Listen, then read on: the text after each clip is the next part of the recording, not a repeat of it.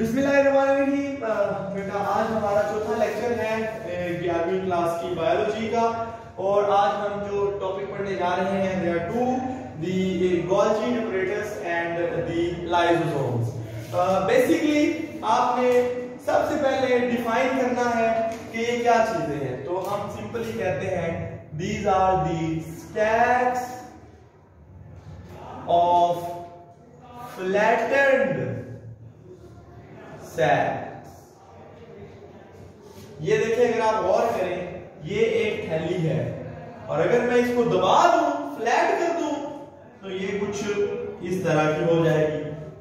और स्टैक का मतलब होता है, यानी ये जो स्टैक है इसका मतलब होता है एक ढेर, एक, ठीक है। तो ये ऐसी फ्लैटेंड सैक्स हैं, ऐसी थैलियां हैं जो फ्लैट की हुई हैं और उनका एक गुच्छा है, जिसको हम गोल्जी ऑपरेटर्स कहते हैं, गोल्जी ऑपरेटर्स कहते हैं, सही है।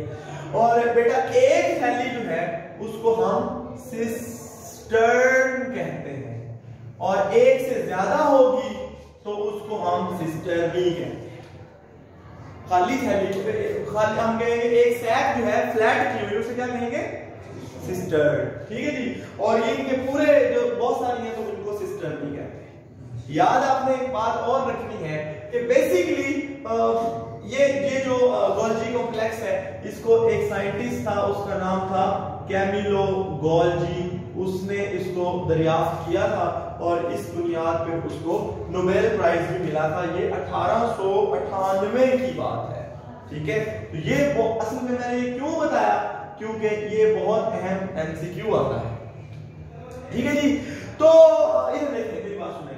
अच्छा, अब अगर हम बात करें तो ये जो स्टैक है इसकी असल में क्या हिसाब किताब है। असल में याद रखिएगा, इसकी दो फेजेस होती हैं, इसकी दो साइड्स होती हैं।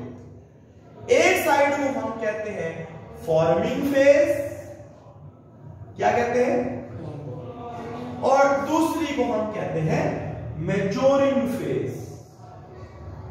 ये पूरी मैच्योरिंग फेज, ठीक है जी।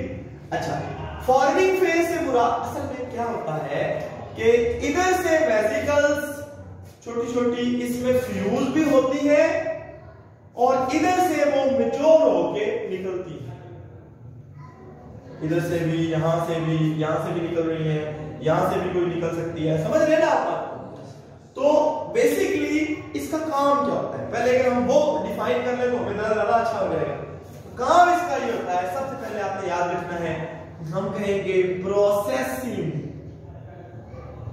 And packing and modification of cellular या सेल स्क्रीशंस।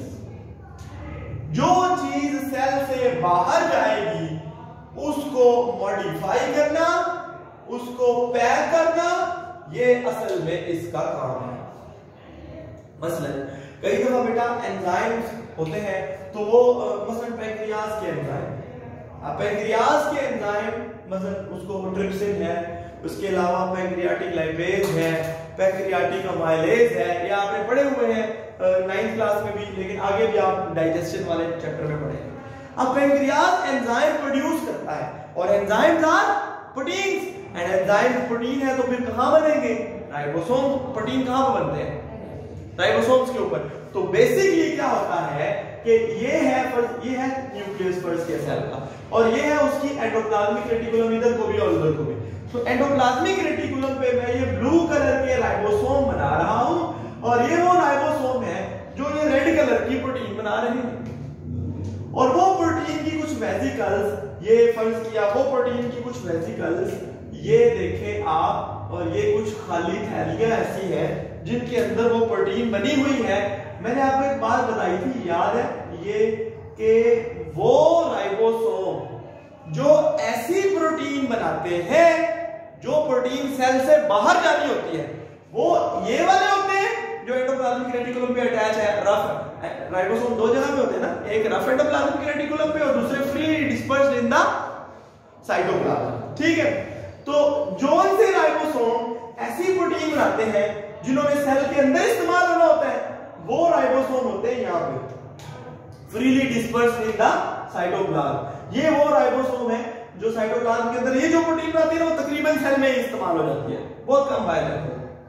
और जो ये एंडोप्लाज्मिक रेटिकुलम वाले राइबोसोम है ये वो वाली प्रोटीन बनाते हैं which is to be exported out of the cell. और वो प्रोटीन ये रेड कलर की मैंने बनाई है, और वो प्रोटीन बेसिकली इधर से थैलियां बनती हैं और वो इधर गोल्जी के फॉर्मिंग फेज के साथ आके फ्यूज हो जाती है, इसके साथ जुड़ जाती है और वो सारे का सारा इसको हवाले दे देती है।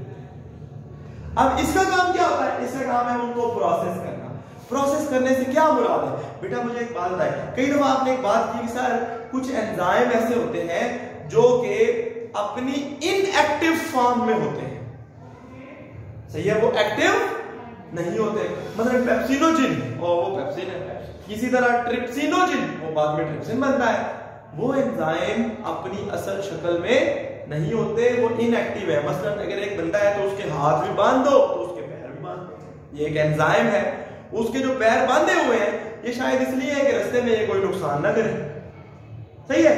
तो वो जो बांधने का काम है कि यहां से इसको इस तरह बांधो कि ये जब ये उस जगह पे पहुंचे जहां पे इसने काम करना है वहीं पे जाके ये एक्टिवेट हो, उससे पहले ये एक्टिवेट ना हो, ये है प्रोसेस, ठीक है। मतलब इनएक्टिवेशन किसी चीज या किसी, अच्छा कुछ ऐसे मॉलिक्यूल होते हैं कई दफा जो बाहर जाएंगे तो बाहर कोई बहुत सारे एंजाइम उन पे अटैक कर देंगे, तो उनके ऊपर एक कवर लगाया जाता है ताकि ये छुप छुपा के आराम से इनको गुजारा जा सके, ये प्रोसेसिंग है। समझ आ गई बात की?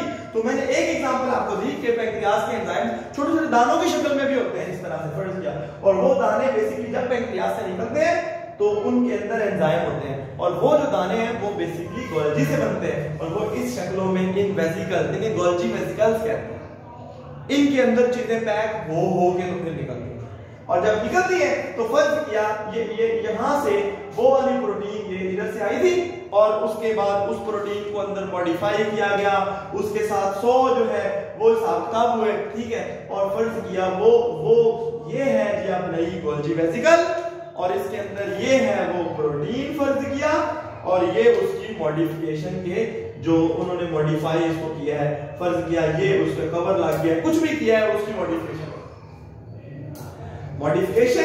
प्रोसेसिंग एंड पैक करके इस थैली के अंदर, और फर्ज किया ये है सेल की मेम्ब्रेन, क्योंकि ये सारा कुछ सेल के अंदर है ना, ये न्यूक्लियस की गोल्जी ये सारा, फर्ज किया ये सेल की मेम्ब्रेन है, तो अब वो यहाँ पे आके डिफ्यूज होगी वो वेसिकल, फर्ज किया वो इस तरह से डिफ्यूज होती है, और आगे मजीद ऑप्शंस होते हैं उसके पास, यही गोल्जी वेसिकल इधर आ जाएगी, और मजीद ऑप्शन ही होते हैं कि वो यहाँ पे फट जाए और सारा कुछ बाहर भेज दे, या ये भी ऑप्शन होते हैं कि वो एज सच इससे बाहर निकल जाए सेल को। एक्सोसाइटोसिस का प्रोसेस आपने पढ़ा भी हुआ है और आप अच्छी तरह जानते हैं, समझ आ गई बात की? तो ये है बेटा गोल्जी का काम, यानी बेसिकली काम क्या है, प्रोसेसिंग एंड फॉर्मिंग। और अब ये क्या चीज है, ये है, अगर हम इसको लेबल करें तो ये क्या, ये है जी प्रोटीन, फर्ज किया कोई भी चीज है जिसकी पैकिंग करनी है, ये फॉर्मिंग फेज थी, ये है जी वेसिकल्स कंटेनिंग प्रोटीन, ये है रफ एंडोप्लाज्मिक रेटिकुलम, और उसके राइबोसोम ने वो चीज बनाई है, और वो चीज अब आ गई है इधर, ये उसकी फॉर्मिंग फेज है, ये गोल्जी, अगर हम कहें मैच्योर गोल्जी वेसिकल है, और ये भी कुछ वेसिकल हैं जिनके अंदर पैकेजिंग हो रही है, और ये सारे के सारे क्या हैं, सिस्टर। भाई को समझ आ गया? इसमें कोई सवाल तो नहीं है बेटा? आपको नहीं आया ना समझ? क्या आ गया? अच्छा जी, समझ, ठीक है जी। तो ये है सारे का सारा गोल्जी, और बेसिकली एंडोप्लाज्मिक रेटिकुलम के साथ उसका ये रिलेशनशिप है, सही है। अब आते हैं लाइसोसोम पे, और वो मैं आपको असल में यहीं से समझा देता हूं। या अगर फर्ज किया हम गोल्जी दोबारा भी बना दें, तो मैं आपके सामने ये एक गोल्जी ऑपरेटर्स दोबारा बना दिया है, और इससे कुछ वेसिकल जो निकली हैं, फर्ज किया वो ये एक वेसिकल है, और ऐसी वेसिकल यानी असल में देखिए ना, ये एक गोल्जी वेसिकल है, फर्ज किया यानी उससे निकली है, मैं उसको जरा नीले रंग से ही बना देता हूँ, समझ आ जाएगी हमें। फर्ज किया ये यहाँ से ऐसे बनी है, और फिर बाद में ये गोल्जी वेसिकल ऐसे बनता है। लेकिन इस वेसिकल के अंदर कुछ ऐसा पैक हुआ है जो बड़ा इंटरेस्टिंग है।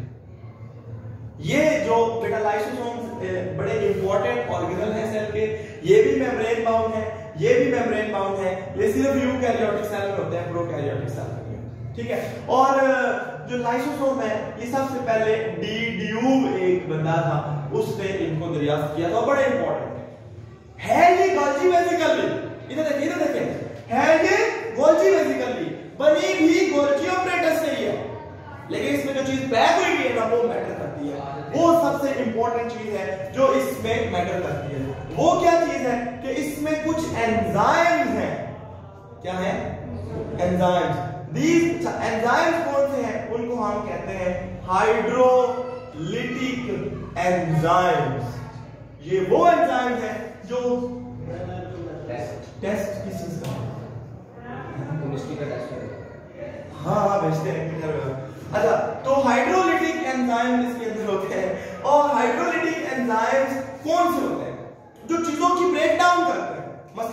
मसलन हम कहेंगे प्रोटीएजेस, जो प्रोटीन को तोड़ेंगे।